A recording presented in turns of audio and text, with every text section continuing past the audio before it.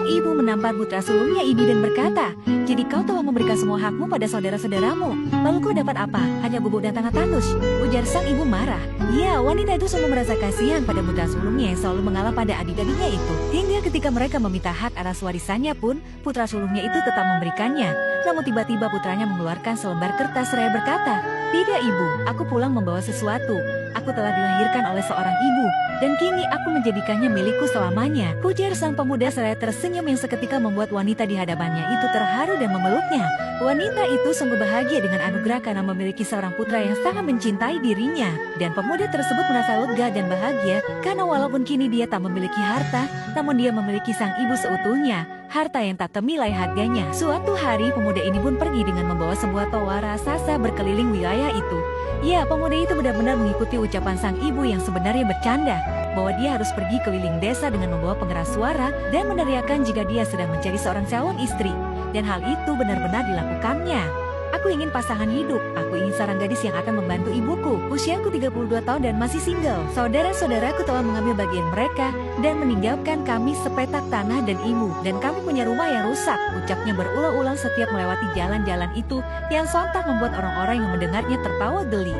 "Tapi walaupun kami tak memiliki apa-apa, aku berjanji bahwa aku tak akan membiarkan istriku kelaparan. Dan aku tak akan menyusahkannya. Aku hanya butuh seorang istri dan tak ada tuntutan lain," ucapnya lagi. Dan saat pemuda itu melewati seorang pria pengrajin ini, ucapannya membuat pria ini tersegut. "Aku baru kali ini mendengar orang berkata seperti ini. Ternyata masih ada orang seperti ini di dunia ini," ujarnya dalam hati. Ia seperti memikirkan sesuatu. Dia pun memanggil sang pemuda. "Hei anak muda, kesepakatan apa yang kau jual?" tanya sang pria. "Aku mencari menantu untuk ibuku," jawab sang pemuda. "Apakah berhasil?" tanya sang pria ini lagi. Yang lalu dijawab sang pemuda bahwa dia akan berhasil karena hal-hal baik sering terjadi secara perlahan.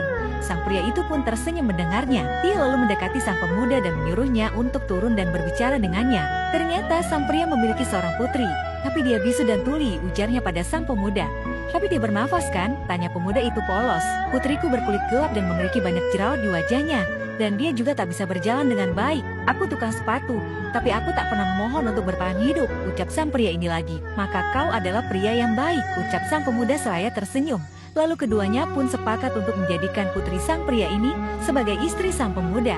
Tanpa menunggu lama, pemuda ini pun segera melakukan ritual pernikahan yang sangat sederhana.